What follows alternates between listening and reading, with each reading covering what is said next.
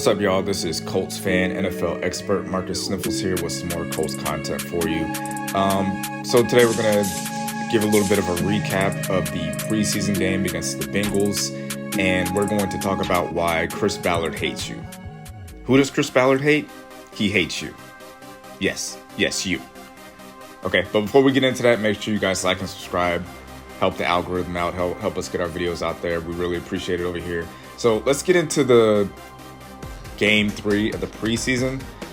This was a roller coaster ride, to say the least. You know, when it comes to a youngish team, there's going to be good, there's going to be bad, and there's going to be ugly. So let's start with the good. I thought the rookies played really well.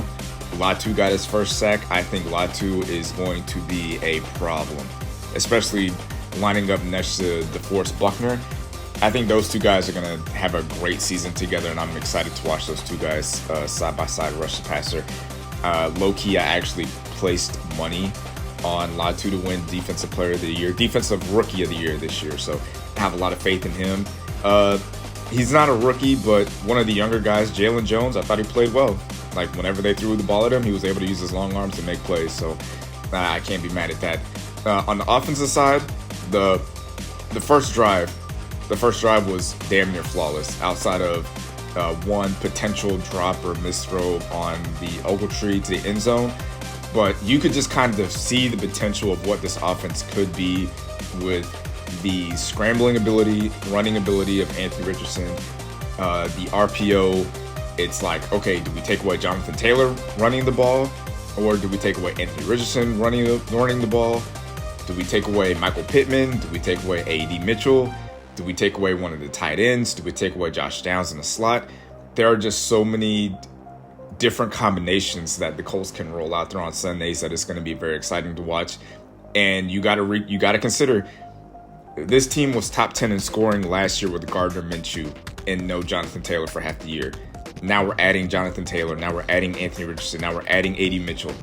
This offense, it's going to be a top 5 offense. I fully believe that. So let's get down to the bad things that I saw. One of the bad things I saw is the right guard play. I believe it's Fries that's in there.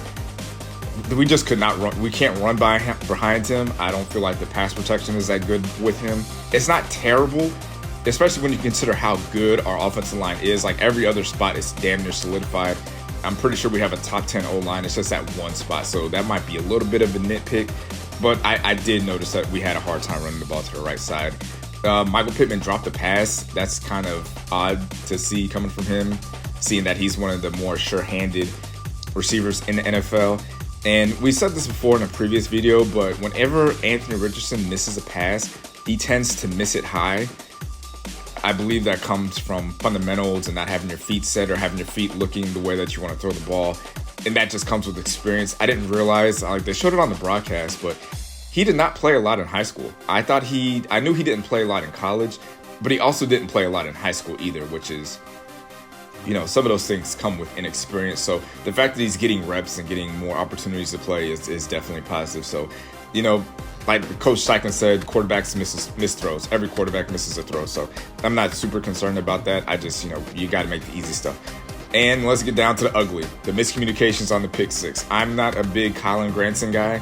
So based on Anthony's body language, I'm blaming that on Granson. I've watched a few breakdowns of the preseason game that people did reviews and kind of pointed out that Granson opened his hips the wrong way and then went to the outside. Like, just the way that it was designed, Granson messed up on that. So I'm not looking at Anthony Richardson and saying, like, oh, he's going to be a bust because he threw a pick six. Like, that's just miscommunication. That's all that is. So, like I said, I think this offense is going to be really special.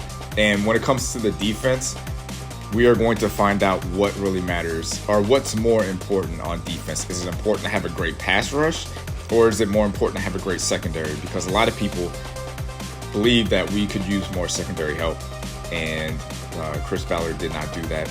But we look to have a pretty elite pass rush. So he's really banking a lot of his money and his reputation on this pass rush, which gets us to our next topic about Chris Ballard hating Colts fans. So the reason why Chris Ballard didn't sign Trayvon Diggs is because he hates you.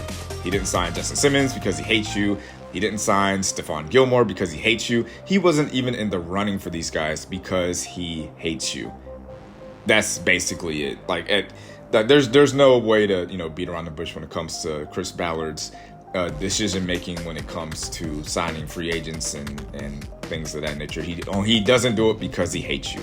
So it is what it is at this point. I think is it fair to say that he is placing a lot of faith in his draft picks? Yeah, I think it is fair to say that. And especially looking at the safety position, people might forget about this, but Julian Blackmon was a free agent and he tested free agency.